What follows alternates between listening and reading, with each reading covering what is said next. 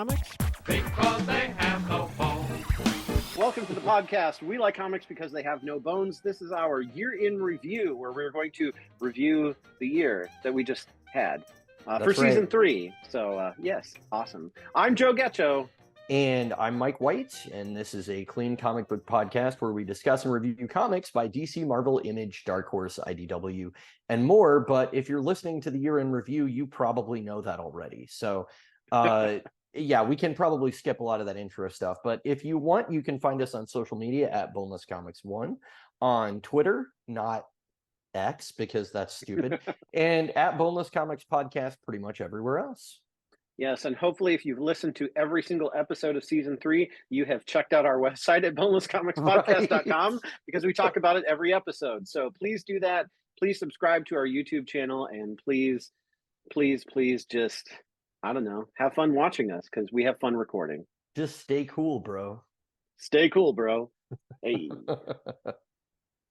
Yeah, so today we're not doing a review. This is not the new Warriors. The kids are all it's kind of a review. Although we said, well, we're reviewing our stuff. Our reviews, yeah. But not the comic that we promised from last time. So this is obviously not New Warriors, but it's been a really busy year for both of us. We've both gone through a move during that time, and just a lot of other life things have happened. So I'm honestly impressed that we've got as many episodes out as we did. And it's cool to be here at the end of it. It feels like I was looking back at our first review and thinking like that feels like that was a million years ago, what we did in January. So yeah. Yeah. We took a lot of breaks, and yeah, you know, like 16 episodes is still pretty good, I think, for the number of breaks that we took.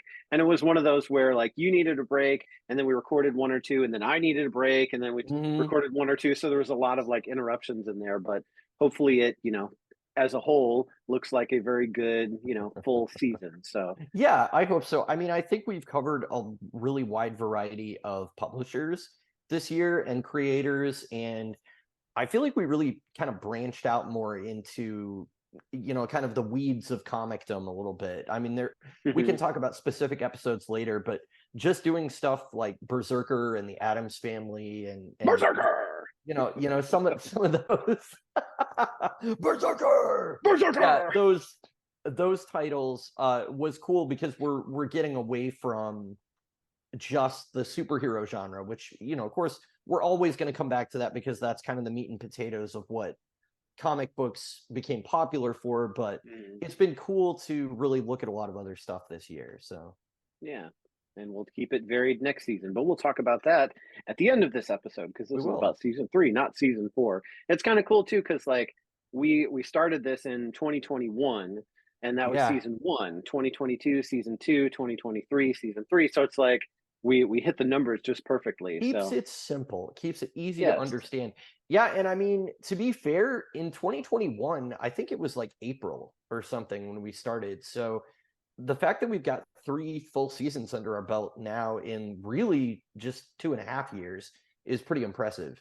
I mean, I feel like I can't believe how much content we've produced. And I mean, that's another reason why, you know, if you're listening to this and you haven't checked out the YouTube channel, like you should definitely go there because there's so much more than just the episode reviews. You can, you know, listen to the after shows where it's a little more freeform, it's a little less structured, and sometimes we'll go into like a really detailed, in-depth analysis of, you know, something like, I don't know, 6 hours of us talking about our thoughts on the Star Trek franchise. But I don't know if that's enjoyable for anybody but us. But if you're looking for it, it's out there. So yeah, I think the thing is though that like it's really about our conversations and our interactions, and that's what makes it very personal, and I think it makes it more enjoyable than if we were just to sit and just recite a bunch of facts. It's like, oh sure, let's prove who's the bigger nerd, and let's have all these nerd facts, and well, you know, I recall this in issue number 23, and like all that stuff is important to the history of the characters and, you know, part of the discussion. But I think the bulk of our discussion is us just kind of going back and forth, and, you know, me making fun of you of how you say lawyer, which is, you know, not the correct way because you say lawyer, and, you know, stuff like that. Like that's what keeps the podcast fun and different. It is. I think looking back on the year, just from memory, one of the best discussions I feel like we had was surprisingly on the Nier Automata manga. I just remember that one being super enjoyable because we were really getting into talking about like broad sci-fi concepts and like how they're adapted in media and how much we like world building, and a lot of those things are topics that we hadn't really gotten into a whole lot in other reviews. So that one was really particularly fun for me. And I was just surprised by it. I was surprised by like how much was there, because I was looking at this little manga volume and just going like, well, how much story can be in that really, but there was like so much. So I really enjoyed that one. I think since we reviewed the first Nier comic, that we've had this theme that we've been on about context, where it's like, here's a character where you have absolutely no context. Here's a comic book, read it, and let's see what you think about it. And it can go either way, because you can be like, well, because there were some that I reviewed where, hey, I didn't really have much context, but there was enough in the story that I could really grasp what was going on, and I actually really enjoyed it. Or there were some where it was like, they really give me no context, and even if they did, the story's kind of bland, and it's just not really that exciting. And there's some where, like, I think with Aquaman Underworld, like, I didn't have any context with a lot of what was going on there, and I missed a lot of stuff, but at the same time, it was really fun to read, and I got to see all kinds of like different. Well, I got to see the underworld of Aquaman, or of Atlantis, because that was the name of the title. But it was really cool to be able to uncover something like that and be like, I don't know what's going on, but I'm here for the ride, and it's a lot of fun. I think that generates good discussion a lot of times when we're not coming into it with the same exact point of view. That's why Star Trek, and I mean, we're gonna talk about this later, how similar we are on our ratings, particularly with that property. But I think that's one of those things where we have so much of the same background that it's really hard, especially, I mean, you're talking like, we were what, like 12, 13 when we started like watching Star Trek together, and now we're in our early 40s. So it's like, we've really grown up with that franchise. We've really like experienced everything in real time as it happened. And so we're going to have kind of similar opinions on a lot of that kind of stuff. So it is fun when we agree on stuff, but it's almost more, it's better for discussion when we have a little bit different point of view, surprisingly. So like some of those reviews where you're like, you know what, I like this and I like that and I didn't like this, I'm going to give it a 4, and then, okay, what are you going to rate it? And I go, pretty much everything that you just said. 4. Okay, end of episode, done. And I think that's only happened a couple times really this season. So I think that's been a good angle that we've kind of figured out to take into it a little bit, is like, oh, maybe I'll pick something that is gonna, just throw Joe into the middle of something that he has no idea what's going on. So and I think that's a big change from like season 1, because I think that season we were really trying to do like first runs and first appearances of characters and things like that, or if not first appearances, like here's the start of a creative run, which is issue 1 through whatever. And I think we've, just as longtime comic book readers, it might be a little bit more enjoyable to get past the origin story stuff and into the weeds of like, okay, what's just a good story about this character, because I kind of know who they are, I kind of know their origin, I don't need to see that. And as we were talking about on Instagram, honestly, one of the things that I'm not excited about with DC rebooting their universe is I really hope that we're not going to spend a lot of time going, well, here's the history of Superman and why he came to be like, the first 30 minutes of Man of Steel show Krypton exploding. There's no need to like revisit that or show any of that again. Like, they've shown so much detail on it that it's like, okay, I know what Superman's deal is. You don't need to explain him to me. I just kind of want to like get into it. And I think that's one of the things that's kind of disconcerting about them rebooting, is I'm just thinking like, man, we finally got to the point where we kind of introduced all these guys, and now we're going to start over and have to like, okay, for a new audience, here's who Superman is, here's who, so-and-so is. I don't know. That's the part of it that I'm not looking forward to. Right. Well, that's what you have to do for new audiences, though, because you and I remember Man of Steel. So I looked it up real quick. It was June 14th, 2013. So that means over 10 years ago. So that Yeah. means that, 10 years, there's a different audience now that's watching movies, and you almost do have to re-explain it to them because, if people were 10 years old and they didn't really, understand it Right. then, now that they're Right. 20, they're going to want to see a modern movie where they give them information and maybe a different take on it than, oh, let's go Mhm. back and watch this old movie from, the early 2010s, like, oh, this old movie from the turn of the century, like as we get further and further from some of these movies, it's like they're Yeah. actually kind of, getting old. Like, yikes. It's so funny to think about that because just being an elder millennial or a super young Gen X, whichever you want to consider us, we're kind of like right on that line where it could go either way.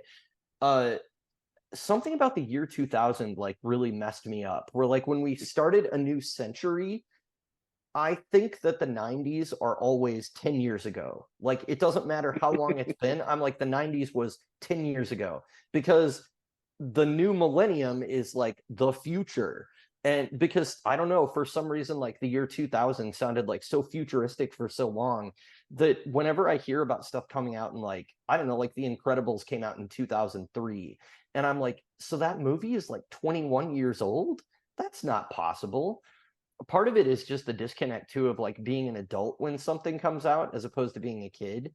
And so it seems like, well, that came out when I was an adult, so that's recent. And it's like, but Yeah. it's really not. It's really not at all. So, I think the thing too is like, you look at older movies and they were good for the time, but mhm. stuff that's 10 years old still looks, depending on what it is, can still look pretty good even with today's, standards, Right. aside from all the, rubber CGI and all that stuff that we've talked about before. But like I mean, the honestly, stuff that's 10 years old has less rubber CGI than stuff that comes out now. In yeah, my it, maybe it that's seemed not true, but I feel like it's I think it was like a bell curve where in the early 2000s there was a lot of rubber CGI, and yes. then in the 2010s we kind of got away from that, and then now we're kind of back to it again. But Hmm. my point is, like, when you look at old movies, you're like, this movie's 20 years old. Like in the 90s, the Sure. 20-year-old movie was from the 70s, and man, you could tell that Right. was an old movie.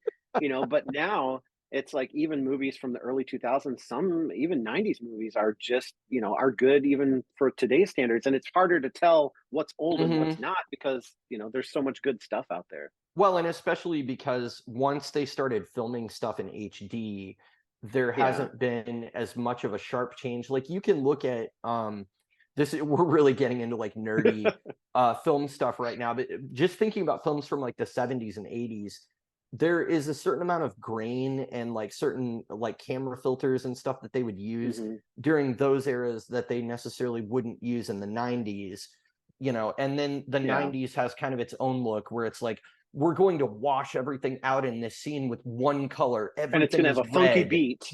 yeah.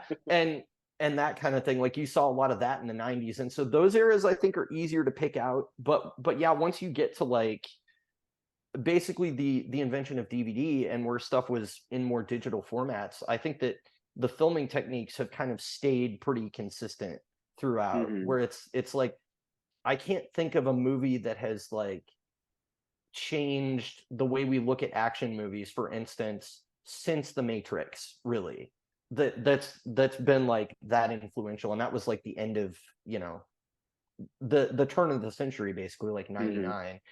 So I mean, when you look a lot of Zack Snyder's stuff, a lot of what he's doing is slow motion and, you know, showing a lot of, slow down in action scenes and panning the camera around and doing things like that. And I'm like, yeah, that's all stuff that he picked up from the late 90s, basically. That's when all that became popular. So I don't know, it feels like we're not um maybe stuff doesn't look as dated because it's not changed as much since then. I don't know. Yeah, That's probably not true, and I probably need to just watch more movies. But my that's an perception interesting at thought. least is, yeah, that. Yeah. Well, what has changed is over the years, we have gotten better at our podcasting, but we So still go much off better. on tangents from time to time. So that was a tangent.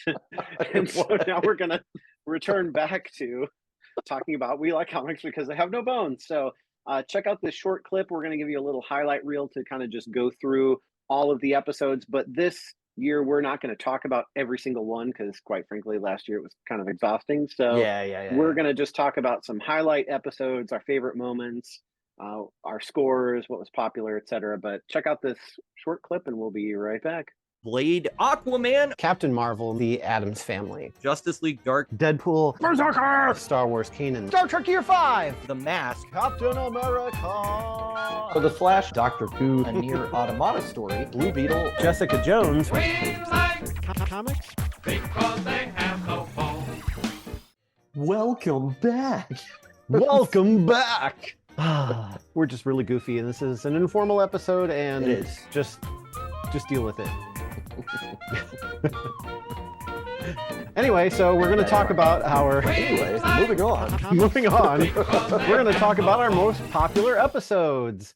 So it's really interesting, and I've been kind of like looking at episode plays, not like micromanaging them, but every like week or so, just kind of seeing what goes up and what changes. And the longer something is on either podcasters or YouTube, it's going to get more views just because it's been on there longer. So we kind of didn't include some of our more recent episodes because they have a low play count, and I don't know if it's because they're not popular, not interesting, or because it's the holidays and people were busy, or because it was just so recent they haven't had time to really grow. So these numbers could change, but we have to do this at some point, so we're kind of just going as of January 6th, I think is the date that I pulled this. So but by far and large, Justice League Dark, The Great Wickedness has 93 plays on YouTube and 24 plays on podcast platforms for a total of 117. I think that might be our highest of all time. Unless Nightwing Better Than Batman Nightwing is up there. That would have been the other one that I think within the first year had like 100 listens, but most of those were pre the YouTube channel. Right, so I don't true. know if people have gone back to rediscover that on YouTube or not. But yeah, I'm really blown away that Justice League Dark of all things would be the biggest, one of the biggest ones, because those characters are not like A-tier characters.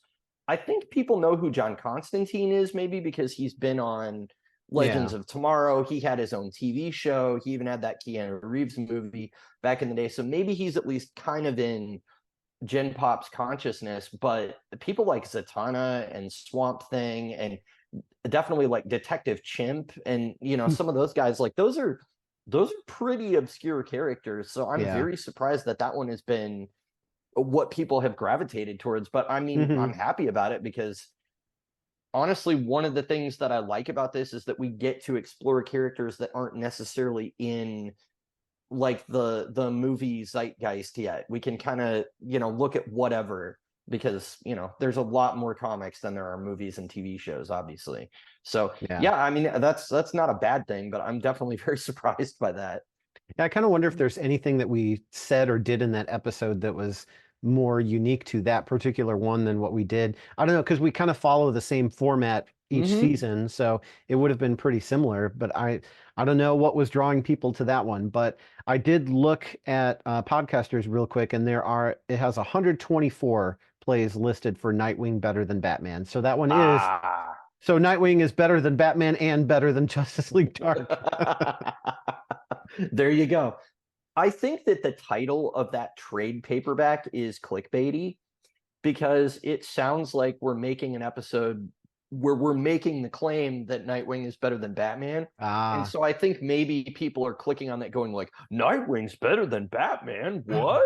But that's literally hear this. That's literally the name of the story. So I think I mean, I don't know, but that's my guess, is that title alone gets people to go, huh, what are they arguing here? And then you listen to it and you're like, oh, that's just the name of the story. Okay. These are a bunch of weird, goofy guys just reading a comic book and chit-chatting about it. I don't want to listen to this. Apparently people do want to listen to it. I mean, at least they stuck around. So that's true. So we also have highest watches on the podcast platforms. So we have to look at them separately because they're different platforms. But all the podcasts together, we have Blade Undead Again and Aquaman Underworld both had 46 plays each. And then on YouTube, Aquaman had slightly higher. It had 30, whereas Blade had 28. So those are like our top 3 episodes: Justice League: The Okay. Great Wickedness, Blade: Undead Again, and Aquaman: Underworld. And again, the first or the second 2 are like older episodes or earlier in the season. Mhm. So maybe that's why they have more plays, because Yeah, Blade not and everyone's caught Aquaman, I up. think were like the first 2, weren't they, that Hmm. we put up this year? So Yeah. because they were just kind of, we were playing Midnight Suns and we were like, let's do Blade. We've never read any of his comics, and then Aquaman I've been kind of wanting to get to for a couple of years, so I was hyped to get into that. But yeah, it's a weird, I feel like I'm living in some kind of alternate reality, because all through the 90s and the 2000s and really up until, I don't know, probably when the Justice League movie or BVS came out, people were going, Aquaman's lame. And then all of a sudden, the first Aquaman movie is still the most profitable DCEU movie. It made $1 billion. No other Hmm. DCEU movie made $1 billion. And I'm just like, okay, I guess people all of a sudden like Aquaman. I mean, I've known he was cool for a long time, but the perception from like Super Friends and, a lot of those other adaptations that had been done back in the day was he was kind of a joke character. I mean, Yeah. even SpongeBob has done parodies of Aquaman, and that's pretty recent as far as people viewing non-comics media and stuff like that. So yeah, I'm still blown away that, again, that episode did really well, and that the character seems to be doing really well. That hasn't translated to him having his own book, though. He does not have his own title right now, so for whatever reason. It could just be a Jason Momoa thing, which is why they did that, where it's like people love Yeah. Chris Hemsworth as Thor because they want to Hmm. see, Chris Hemsworth. So maybe it's the same thing where they want to see Aquaman because of Jason Momoa. And it's not as much Yeah. about Aquaman as it is seeing this actor playing that type of character, which is unfortunate for, comic fans because we want to see the Yeah. characters. But, Hmm. it's really interesting how the popularity shifts things that are going on either in Hmm. comics or even in movies, and where we get certain things happening that wouldn't normally happen, but because the actors are so well received, we get something different. And sometimes it can be Right. good, sometimes it can not be so good. But here at We Like Comics Because They Have No Bones, we try not to be influenced by those things. So, we It's very did. true. I think in season 2 we did try to sort of not time the market, but like when Hmm. there were new releases coming out, we tried to review something right before that was either connected to it or it was just, from that Hmm. particular property. And that was really for us to just kind of stay connected to what was going on. But there really weren't a whole lot of releases in 2023. And I think after we had, finished the last season, this season we wanted to just review stuff that we wanted to review. So we were just kind of, Yeah. we had a whole list of things that we wanted to review, and we kind of just went, okay, let's pick from this list to see what we want to do next. And we didn't Right. exactly like, make it fit with what was going on in the world. So, Yeah, which I think was maybe a little more satisfying for us, because we got to just kind of pick mhm. and choose, like, hey, Keanu Reeves had a new comic book come out. I would really like to read that. Why don't Yeah, we do that and let's talk check it about it? out. And that kind of thing. I mean, we did a little bit with, like, we reviewed an Addams Family comic because we both watched Wednesday and liked it, but it That's true. wasn't like we were timing it to get it out with the release of the Netflix show or anything like that.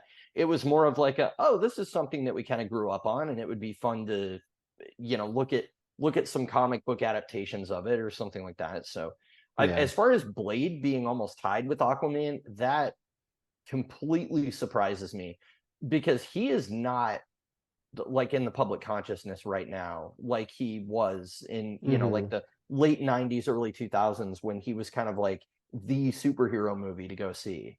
So Yeah. Well, and even the character, like in comics, I don't mhm. know, like if he's really been that like wide of a, he's not really like in Mhm. every single book, that kind of thing. So he's not Right. always somebody like Aquaman who's on the Justice League, like is Right. a lot in a much more prominent position. So I could see Mhm. how, he'd have more exposure, but I don't know, maybe there are just that many Blade fans out there. I mean, they've been teasing the new either show or movie or who knows what for, a couple years now. So we'll see if and when that comes to be, and maybe with the way things are currently going with the MCU and focus on street level villains and not being afraid to have, blood and mature ratings on Disney Plus, we'll see how that Right, goes with the right. future of the street level villains, because that's what made the Netflix shows cool, is that, it's dark and gritty, and it wasn't depressing, but they were able to kind of have a little more creative license with that than they were, anywhere else.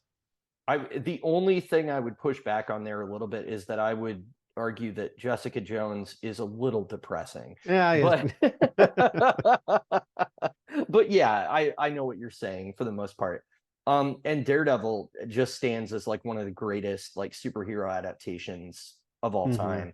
I really felt like season 2 they did a little too much with the Punisher, but once they kind of got away from that, I was like, man, this is just such a great adaptation of the character. Like it's so much like the comics, and they nailed the tone, even though they like messed with some of the individual pieces a little bit. And yeah, Yeah. it's so great. I was so happy to read recently that like they're not going to retcon all of that stuff out. So that's, I mean, if that Screen Rant article is to be believed, I don't know. You can only I believe hope half of so. what you read on the internet these days, but Yeah. I mean, even if they recast certain people, it's just, Mhm. we spent so much time and they did such a good job that it's like, why wipe this out, And Right, then to our earlier point, like, do we really need to start over and see another origin story with the same actor? Like, come on, let's right. let's just he's a little further along in his career, and let's tell some, Hmm. stories at that point in his career rather than just, exactly at the beginning. For But sure. season 3 with Bullseye was really good too. You still need to watch I that. still need to go back and watch it. I'm so everyone probably knows this by now, but I am terrible at like going and watching shows, movies, all that stuff. And I think a lot of it really just came from I think Crisis on Infinite Earths on the CW was kind of where I was like, I'm done now after that, because it was so much crossover and it was really well done, but it Hmm. felt like a really good like end point for all of that. And then a lot of it just kept going. And I kind of was like, all right, this is too much for me to keep up with. And it's not even, I wouldn't say that it's superhero fatigue, because that means like, oh, I'm sick of the genre. I'm not sick of the genre, but I was sick of having to watch like 5 TV shows every single week to keep up with what was going on.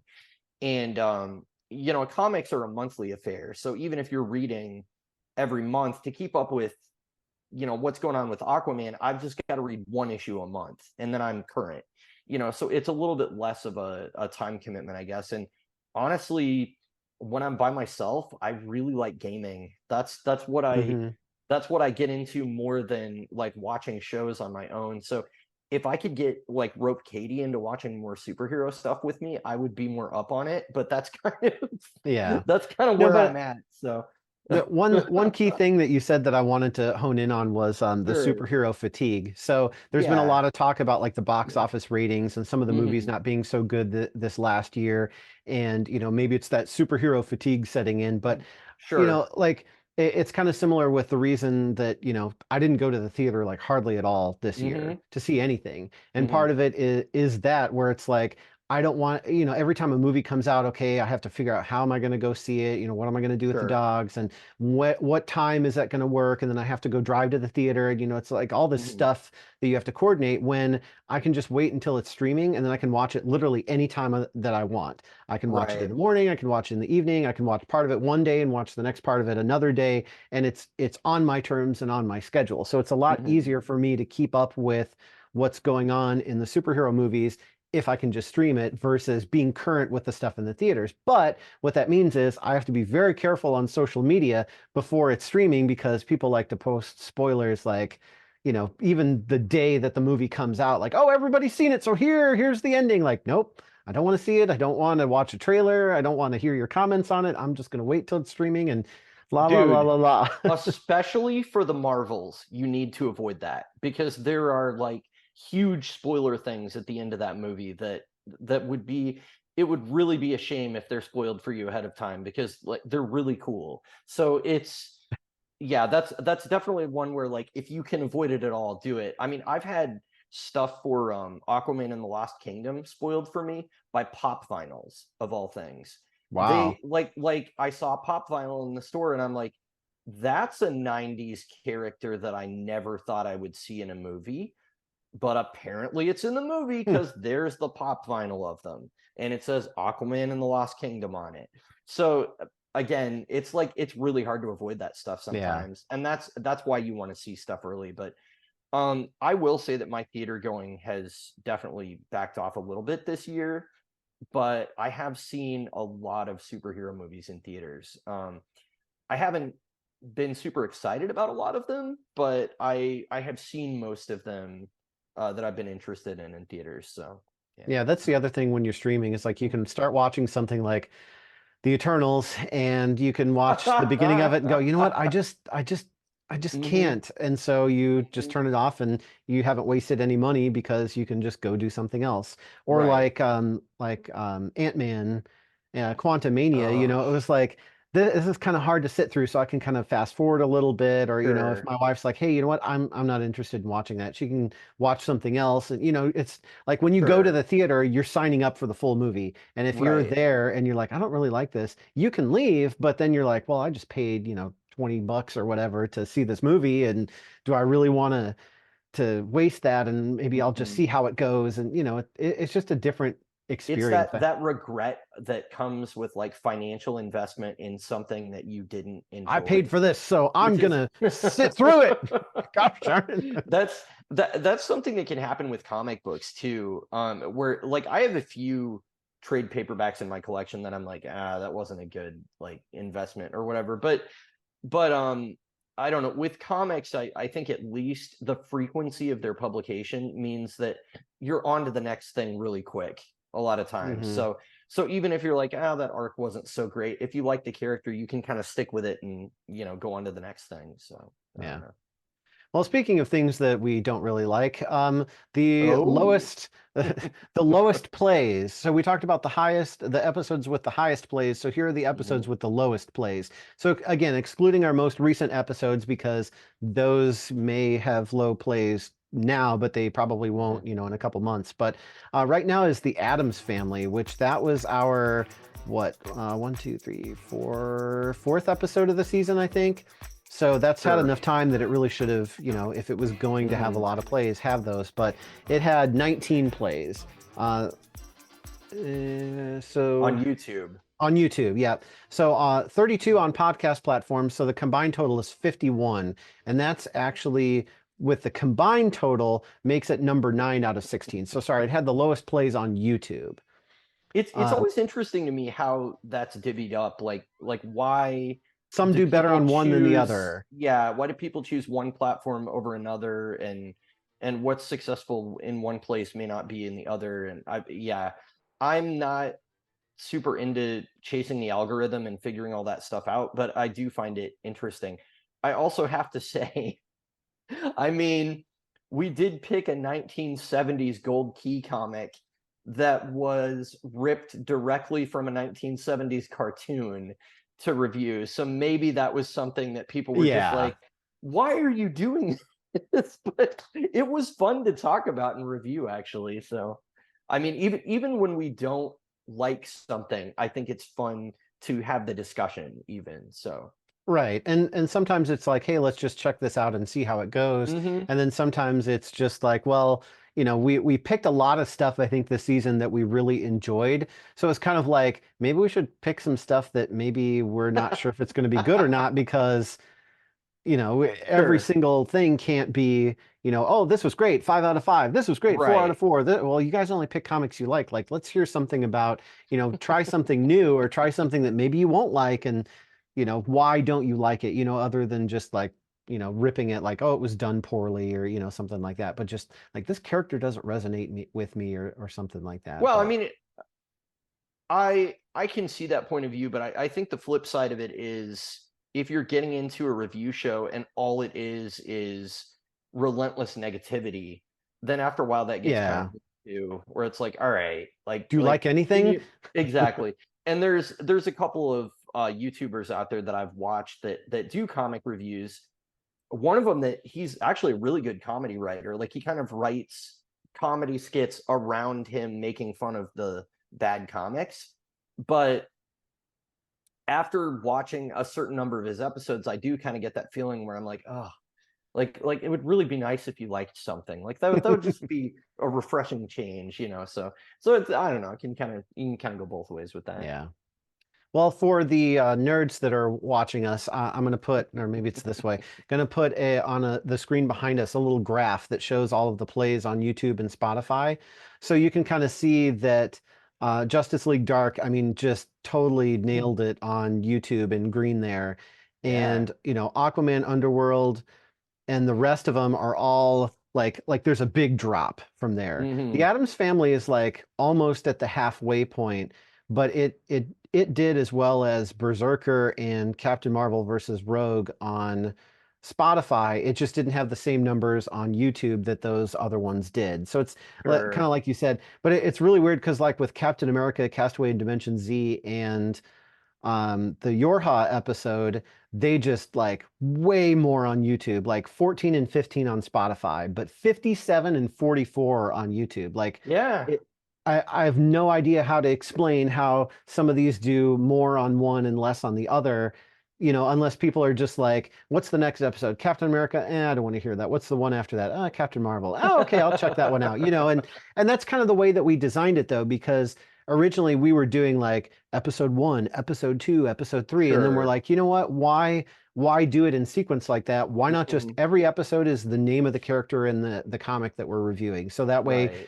you can look at all of our seasons and then just go, what character do I want to hear about, regardless of, what season or where we are in what episode. Like, who cares? Just, do you like Captain America? Well, then here's something we reviewed and you can check out that episode. Sure. You said the lowest overall plays are Yorha and Deadpool Secret Invasion. I'm surprised about Deadpool being low.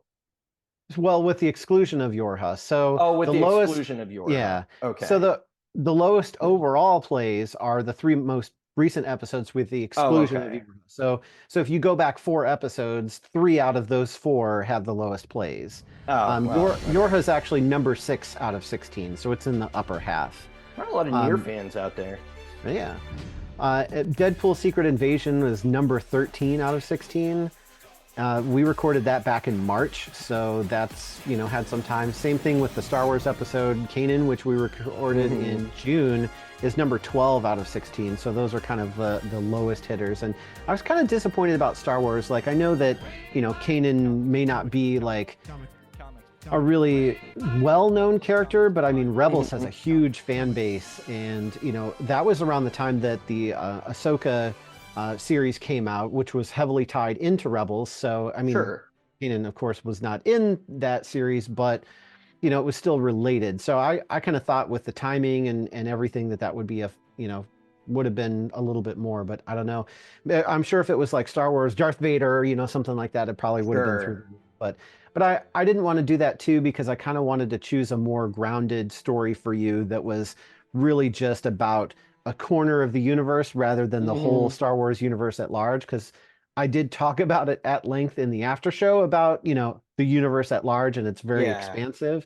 But for the comic review episode, I thought we should, just kind of focus it on something. I think that's better for me, especially coming into something that I have a familiarity with it, but definitely nowhere near what you do. Near.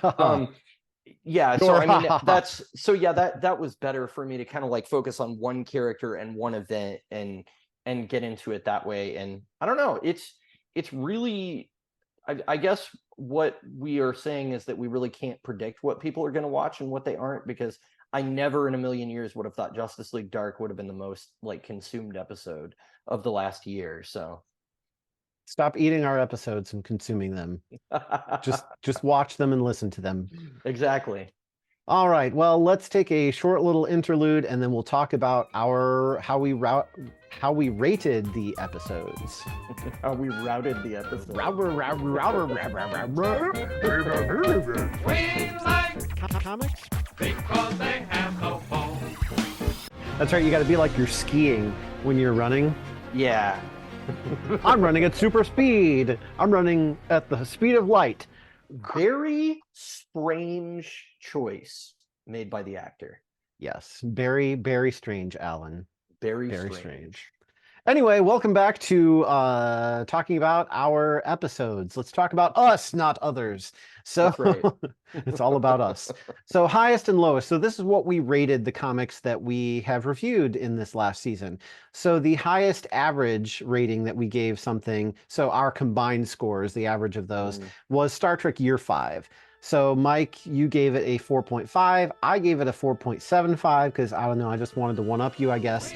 And so the average, because I used numbers on Mac, I didn't use Excel, is 4.625, and that's our highest average score.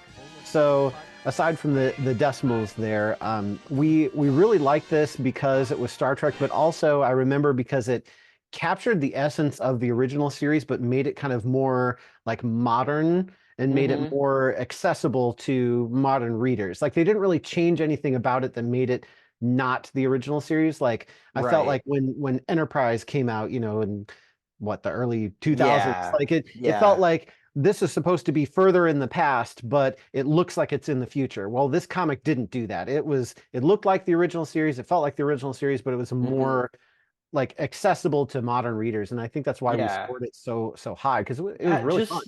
Having what I mean, it helps you realize how rich the characters on that show were when they can do something, you know, 50, 60 years later in a comic book and still be doing like a character development piece for Uhura, like really showcasing her ability more and things like that, which I know that at the time maybe they couldn't even get away with doing that on the air, but you know, it's really cool to finally see that in the comic and like see how much her expertise helps, and for them to kind of flesh out like the universe around it. Of course, they also have the benefit of knowledge of like, well, we know about Next Generation and all that stuff coming later, but yeah, they nailed the vibe of the original series, and it was just a joy to read that thing from beginning to end. So yeah, that was a good pick and a fun read, and a fun episode too.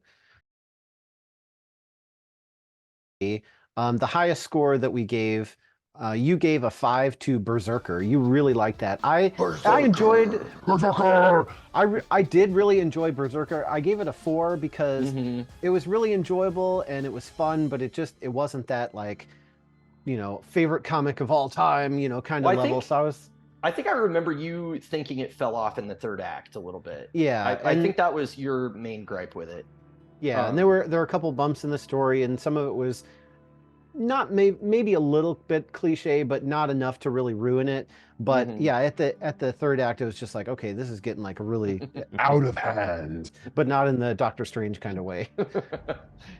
when the giant alien energy bird came down and like was transferring powers between B and what was the woman's name? I can't think of her name. I gave this a 5 and I can't remember what the characters' names. Read it again. What happens when you're, you know, post 40, I guess. But yeah, it did get really wild at the end. I think it was just such a cool implementation of, I mean, I remember thinking at the time that I gave this a 5 because I was not sold on the concept. In fact, I was kind of like, this is a concept I've seen done to death.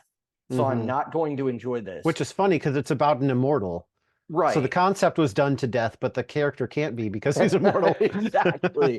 So yeah, I think just the fact that they were able to win me over on a genre that I wasn't particularly enthused about really upped my score, because I was usually when I go into something with kind of a negative attitude, it plays out where it is negative because I went into it with that kind of preconceived notion. So it was really nice to be proven wrong and just have something come out of nowhere that I knew nothing about kind of knock my socks off. So yeah, really, really satisfying read. I'm glad that you enjoyed it too, even if, you know, you didn't get as much as I did out of it. So, well, I wasn't necessarily like thinking that I wouldn't like it as I went into it, because it did look kind of cool, and I figured, you know, it had that Keanu Reeves vibe because you know, the main character looks like him.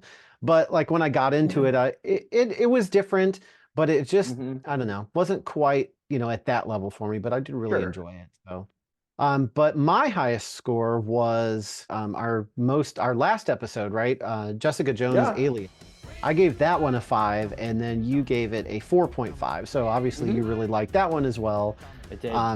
and I just liked it a little bit more. I don't know, something about like, because I went back and watched the first season of the Netflix show again, and I was just kind of like really getting into it, and I was like, I really just like this world and this character. Like she's a really depressing, gritty, foul-mouthed, kind of like not very happy character, but at the same time, it's like she's just very honest about how she feels about things, and she doesn't manipulate or coerce, or there's no hidden agenda with her. It's like what you see is what you get with her. And I don't know, something about that I Yeah. think just kind of resonates. And then like the private eye thing is kind of one of those story tropes that like it just seems to fit with her, and her kind of like dry look on life. It really fits that like private eye, like jaded type character. But then you get the cool superhero element of like she has this crazy super strength, and she can jump and almost fly, and all these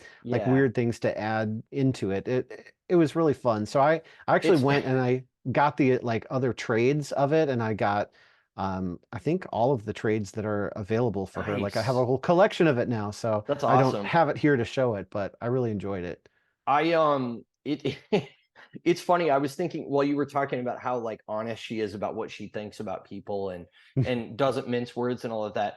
I may not have superhero fatigue, but I have like retail being fake nice to people fatigue after the holidays. So reading about a character that just tells people like to go screw themselves and stuff like that, that's very refreshing, because there are a lot of times where I feel that way when I'm at work and I can't say it because I'm like, well, you got to be professional. You can't tell that person that they're being a jerk. So reading about her is kind of cathartic in that way, where it's like, oh my gosh, finally somebody's saying what I'm thinking. Like, Yeah. I don't know. Well, that's funny too, because like in the Netflix show, Kilgrave's like, I have to be very careful about what I say, and he's like, I once told a man to go screw himself. I mean, can you imagine? Oh man, I don't want to imagine. No. But anyway, moving on. We we really liked Aquaman Underworld. We both gave 4.5s to that, so that's kind of our next like sort of highest ratings, and and average obviously as well. Aquaman Underworld, and then you gave a 4 and I gave a 4.5 to the Once and Future Flash. So those were some of our favorites too. Like, and I think that one was a surprise because it had a lot of Yeah. other Flash characters in it, but I was familiar enough with them because of either animation or because of the CW. So they weren't like, foreign characters to me that I was like, who is this guy again? And where does he fit in? And so Right. it made it like going into it, I kind of had that like background. But it was a really fun story, and it was told really well, and I just had a good time with it. So Yeah, that was probably the biggest surprise to me of this season was the Flash story, because especially going back to the 90s, you have a lot of really well told stories from the 90s, and you have a lot of really style over substance, blood mhm. spray kind of thing from the 90s too. So depending on what you get from that era, it could be on one end of the spectrum or the other. So I was very glad that it was on like the very well written end of the spectrum, and the art I remember being not anything remarkable, but it definitely served the story well, and yeah, Yeah. it was nice to read about Wally. Honestly, I mean, that's really our Flash that we grew up with, and really since Jeff Johns decided in, I don't know, 2009 or so, that he was going to bring Barry back from his death in Crisis on Infinite Earths, DC has kind of like shifted gears to only focusing on Barry, and that's really been reflected in like the TV shows and the movies, and Yeah. and even the comic books as well. Wally has definitely taken a back seat, but it was really cool to visit that era of like, oh yeah, this is our Flash kind of. So hmm yeah, I really enjoyed that one a lot. Yeah, that was a surprise to me too, because like the Flash that I grew up Hmm. knowing was Wally West, and so I didn't even Right. realize that Barry Allen was a character for a long time. And then reading this, like realizing that I sort of have a predisposition towards one Flash over the others Right. because of some animated series from the like late 90s.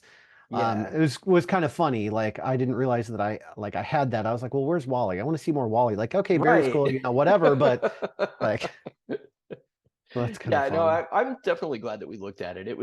I mean, it did the whole legacy thing, that DC really Hmm. does well, and that was a really fun part about it as well. So I'm really glad that we looked at that one. Yeah. So, one thing that really surprised me was that we gave the same low scores to the Addams Family and Blue Beetle Metamorphosis. Hmm. So you gave it a 3, I gave it a 2, which averaged to 2.5 in both episodes. Hmm. And it's funny because, like, I mean, the Addams Family, we talked about that, plenty in the episode where they ripped off a cartoon and didn't even do anything new or different with it. But with Blue Beetle, like, I watched the movie and I really liked the movie, but the Hmm. comic was just very like plain and had everything stripped out of it and didn't really have a whole lot of adventure to Hmm. it. And I think that's what really drove my score down to a 2 is like I was really, because I watched the movie thinking I'm not really going to care for this, but I'm going to watch it anyway. Sure. Really enjoyed the movie. So then when I Hmm. went to read the comic, I was like, oh, I'm actually looking forward to reading this now because, I've got a taste of this character and I think it's going to be great. And then I read the comic and I'm like, this is kind of boring. It's funny because it was like if you watch that review, you can like watch my reaction in real time of me realizing that I should have picked the Rebirth series instead of the New 52 series. But again, when I was reading it originally, I didn't know hardly anything about DC except from the animated universe. And I was like, I need a fresh starter on these characters. So the first time I read that Blue Beetle trade, I was like, cool, I don't need to know anything about this guy. It's going to tell me everything in this book. It's all self contained. And that was super nice for me at the time.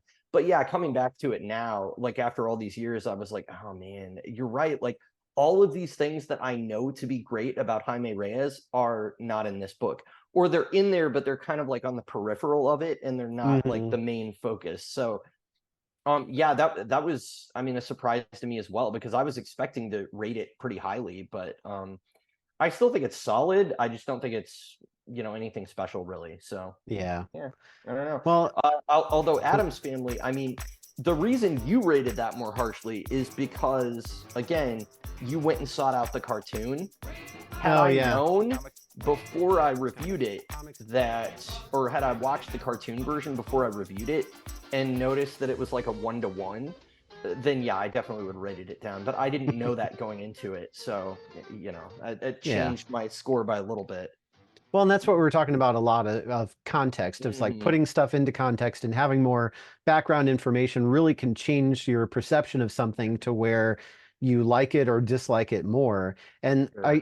like some of these scores would be very skewed the other way if we didn't have the experiences that we had had. Hmm. So it's just kind of interesting. And like I said before, our near episode from season 2 was really the big experiment in that where it's like here's a comic and you're like I don't get this is weird, I rate this low, I don't like this, I don't get it, why did you make me read this? And then you play the game and you're like this is an awesome game, and then you read the comic again, you're like oh that was a fun little side adventure, like just It totally was. It change was. like Yeah. that's a fun episode to see like the difference between then and now. I will stand by my original opinion though, which is that if that was produced to be a promotional material to get people to play the game, Oh yeah, then it was a flawed it product. failed. Yeah. Well, that's probably why there aren't So, any more of it. They just did it yeah, once and then that's the end of it. that's right. So again, for the nerds, I'm going to put some graphs up behind you. You can see actually here that I misspoke. 4.625 was the second highest average, which was Star Oh, Trek. was Our it? highest average was Jessica Jones Alias because 4.5 and 5 is Oh. 4.75. So Oh, you're sorry about right. that. Okay. Well, there you But go. yeah, so Jessica Well, that's Jones fine. number 1, Star Trek number 2, Aquaman, Berserker, let's see, and then the Once on Future Flash. So those are our like top 5 that We we were rated. I want to say this is probably one of the highest scoring seasons that we've had to date. As far as like, there's a lot of stuff that averaged out to like a 3.5 or higher this Hmm. year, which is really surprising. I mean, when I'm looking at the stats, like there's really only a few that are below that line towards the end Yeah. there. So yeah, I mean, it's surprising that it worked out that way, especially because we were kind of all over the map with like what our comic book choices were. But I think it's really cool that we found some new stuff to enjoy. And I mean, that's part of the fun of doing a podcast too, is like sometimes just for us, the hosts, we can go out there into comicdom and be like, oh, I just found a new series that I like Berserker is coming out with a new 6-issue miniseries that it's not collected in trade yet, but I have it pre-ordered. But whenever that comes out, I'll be reading it because now I'm a fan of the character. So, Yeah. you know. Well, and it's interesting too, like the lower half of the graph, you can see that we're like the first half, we're a lot closer on our scores on the stuff that we liked, but the stuff that had lower averages, we are very different. Like Blue Beetle and the Addams Family, I mean, a 2 versus a 3, that's a whole number and Yeah. not a decimal. Yeah. Same thing with Captain America, Castaway in Dimension Z. That's a whole, number score that we're very different. I And wanted then to give that a 4, but you talked me down to a 3.5. it would have been more, yeah, more different. So I think that was the one we're probably the most like different on our opinion. Yeah, for sure. And then Star Trek really was the one where we were the closest in our opinion. So And again, like we said at the beginning, I mean, that's just going to kind of happen with Star Trek, I would imagine, because yeah. we just have so much. I mean, growing up as kids, we're going from when we're younger, like playing with Star Trek action figures for an hour to like, okay, that hour's up. Now let's watch an episode. Now let's go back to playing with the figures. All of that shared experience kind of adds up to like our feelings are pretty similar on the franchise. So. Well, and even stuff with like Doctor Who and Star Wars, like I'm way into those more than you are, Sure. but you still get enjoyment out of them. So maybe I gave Doctor Who a 4, you gave it a 3, but there's nothing in here where it's like a 4 and a 2 or a 5 and a 3, or, that's like hugely different. So I think the only 4 and 2 that's ever happened was the original Nier comic. I think that there was a big divide on that, but it was just because I had no idea what I was reading. So yeah, that was rigged. It was rigged that way. So it's kind of funny. Like I just finished playing the game and I read this comic. It's great, and you're like, okay, if you say so. If you say so. If you say so. Well, anything else you want to talk about on plays or ratings or anything like that before we move into final thoughts? No, I think we can let's move into final thoughts. All right. We like comics because they have no bones. Welcome back, everybody, to Final Thoughts. I guess in keeping with tradition of the format of our podcast, this is where we give a banana rating to, I guess, season 3 of the podcast. So sure. I'm going to give us like a 4 out of 5. I definitely think that we have room to grow, but I think that this year in particular, especially with the amount of challenges that we faced as far as like both of us moving, both of us having life things that got in the way and all of that, I'm really proud that we were able to produce 16 full reviews. And also, I think we're really just kind of hitting our stride where it's like pretty comfortable now, the process of getting everything out. And on a personal note, I'm really happy that I've been able to get more art done to sort of promote the podcast. That's something that I really had kind of set as a resolution at the beginning of 2023 that I wanted to do. There is more cool stuff coming as far as art goes. I am working on, I don't know if you're going to be able to see this. No, it looks like not very well. So I am working on some art designs of basically a little mascot character themed on every episode that we've created. So hopefully that's something that people would be willing to, buy on t-shirts, stickers, things like that. We're probably going to be using Redbubble to get product out like that within the next year. So that's a goal that I have moving into 2024 as far as getting more involved on the art side of things. And it's always fun to have merch, even if we're the ones wearing it. So yeah, exactly. Of course, we didn't wear any for this episode, but hopefully next year's year in review for season 4, we'll have, maybe we'll have mugs and we'll have phone cases and we'll have all sorts of merchandise sitting around us to be like, if you want to buy any of this, just let us know. Yeah, I've just got Mega Man on my shirt today, but Spider-Man. That's sort of related to our podcast because we covered a Mega Man episode early on. That's true. Well, hey, speaking of merchandise, if we have some like Boneless Comics podcast shirts, we could sell the shirts off our backs in that episode too. Collector's item. Gently used. that's how Enterprise got all those ratings, right? Was by having all of the dudes be super ripped and take their shirts off in like every scene. So that's what we'll do. You know, if you guys want to see us take our shirts off and give you those shirts, then you'll have to watch more episodes, I guess. We'll That have to means set a that goal there. I was gonna say it sounds like we're gonna have to work out a lot this next year Well, I know, and get right? ripped. Do you want to see my gut? Oh! Check it out. This is starting to sound like way more work than it's worth. Yeah, maybe we'll just stick to the stickers and the you know, stuff like that. That's right. Yeah. So I would give us, I don't know, like I'm really proud of this season because Mhm. it felt like it was a lot easier to do it. Like Yes. we weren't necessarily inventing ourselves again. We weren't trying to figure out, you know, like you said, we hit our stride. So I want to give Mhm. us a 4.5 and be very Oh, generous this nice. episode. I Nice. think we have some room to grow next season and, you know, really put some polish on a few things because I think some of our Mhm. episodes, you know, we did go maybe a little bit too long on the story, or we went a little bit too long on like the writer penciler part where it was just we wanted to give you background information, but then we realized that we spent a lot of time on background information and we didn't get to talk in the discussion as much as we wanted to. So then some of the episodes ended up being like an hour 10, an hour 20, which are not bad, but at the same time for us, you know, recording this, we're looking at the clock going, hey, we don't have much time left. We should probably wrap this up soon. And it makes it really hard to record an episode and be, you know, genuine on camera or on audio when you're Yeah. concerned about how much time you're taking up. Yeah, So, exactly. When you feel like you're on the clock. Yeah. yeah. I that's actually a really good segue, talking about you know, kind of the format and things like that, to some of the changes we've talked about moving into season 4. One of the things that we're thinking about and you know are planning on doing is moving the detailed writer and artist synopsis into the after show, so that if you're really interested in that, you can seek that out on the YouTube channel, and hopefully that'll be something you know that will drive you guys to you know look at the YouTube channel a little bit more and be like, oh, you know, maybe I'd like a little more info on the creators. We can kind of dig into that stuff more there. And so we'll still be providing that information, but it won't be slowing us down getting into the story.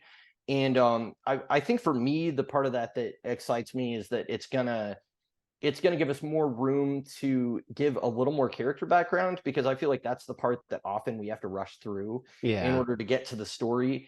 And the better we can do to kind of explain, you know, even just the baseline level of information on like a D-list character or something, so that you can follow what we're talking about, the you know the better the episode will be. Because uh, you know, ideally you can follow our discussion even if you haven't read the comic book, and then maybe it'll get you interested in like, hey, maybe I want to go read that. So Yeah, and I yeah. think the more we do this too, the more that we want to sort of dive into some more either obscure characters or characters Mhm. that we've just never read before.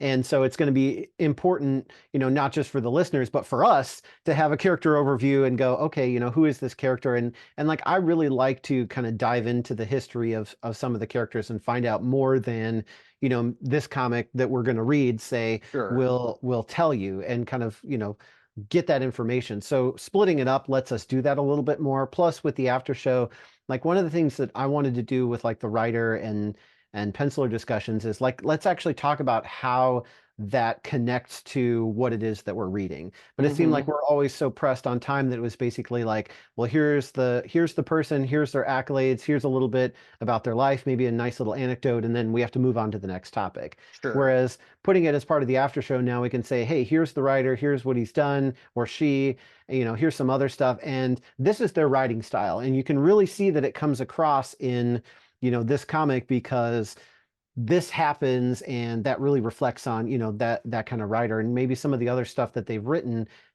do they have a similar voice when they're writing for Hmm. these other characters? It's Hmm. like whether it's, you know, Aquaman or Jessica Jones or whomever, like they have this one central voice or, you know, like a recurring theme kind of thing. Sure. And then we can talk about the art too, more I in mean, depth. when it comes to artists, I mean, there are certain figures that are just so iconic or loom so large within the comic book landscape that I wished, like when we had Rob Liefeld as the Hmm. penciler for Hawk and Dove, I was like, we really could do an episode where all we did was talk about Rob Liefeld, because his highs and lows in the industry are like insane. And Yeah. some of the experiences, like bad and good, are like really crazy too. I mean, he's just one of those really polarizing figures. So it would be fun to be able to get into kind of that nerdy stuff that's kind of around the story, but not have it slow us down on giving you guys a good review and a good story discussion. So yeah, I think that's going to be a really good change for next season. I'm Yeah. looking forward to it. So Should be good. so we do have one of the ideas that I had recently, and so far we have 4 or 5 takers, was to reach out to some of our listeners and get some suggestions on, like, hey, is there something like a property that you would like us to look at or review in the next year? So Nate, who has definitely been one of our most loyal listeners from the very beginning, he has suggested that we do JLA The Tornado's Path, which is, I believe, written by Brad Meltzer, who's a famous novelist, and then penciled by Ed Benes. It's the first time we will have tackled DC's premier superhero team, so that's kind of a big deal.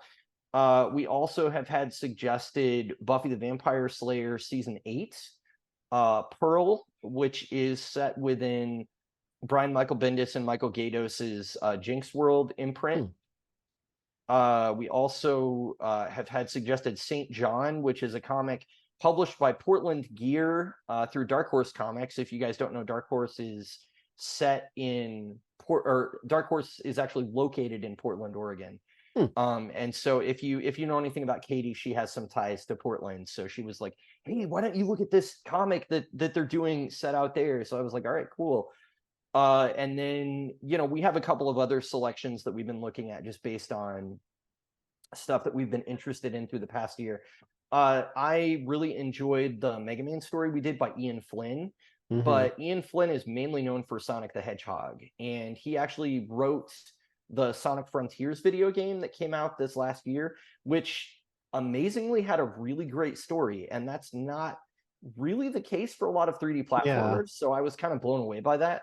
So I'm really wanting to get into some comics by him now. So that's one of my picks, as well as Steelworks, which the trade doesn't release until May, but Steelworks is Michael Doran's actual comic book debut, where he's writing about John Henry Irons, or Steel, which is the character he also played on Superman the Animated Series. So that's really cool. I'm really excited about that.